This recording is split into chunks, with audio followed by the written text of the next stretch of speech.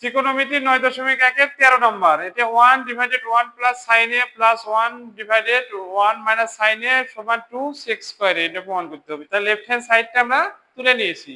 তাহলে লসাগু কি হবে? 1 plus sin into 1 minus sin। তাহলে 1 এর সাথে কি হবে? লসাগু তো আমরা বুঝি। 1 এর সাথে কি হবে?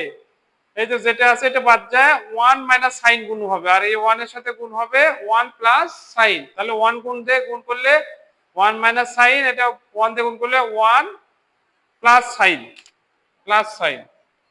এই দেখো এটা 1 আর প্লাস sin, 1 দিয়ে গুণ করে দিছি, 1 দিয়ে গুণ করলে 1 মাইনাস sin, আর এটি 1 দিয়ে গুণ করলে 1 প্লাস sin। তাহলে sin কেটে গেল, বিপরীত চিহ্ন কেটে গেল, হ্যাঁ। আর নিচে a স্কয়ার মাইনাস b স্কয়ারের সূত্র, a plus b into a minus a, 1 square minus sin square. তাহলে 1 মাইনাস sin স্কয়ার সমান কি? cos square.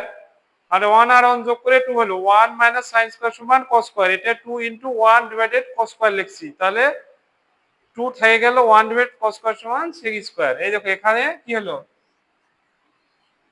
এখানে হলো sin square plus cos square সমান কি 1 আমরা জানি।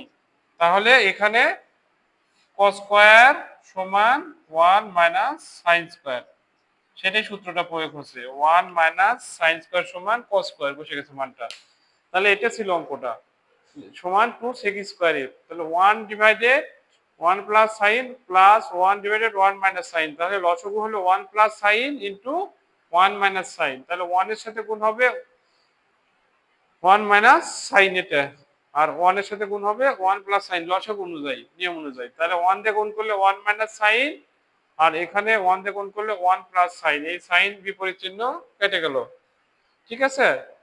তাহলে a square minus b square সূত্র হলো 1 a plus b into a minus b, 1 square minus sin square. তাহলে এই যে sin square plus cos square সমান 1, তাহলে cos স্কয়ার সমান 1 মাইনাস sin স্কয়ার। তাহলে 1 মাইনাস sin স্কয়ার সমান কি লিখছি আমরা?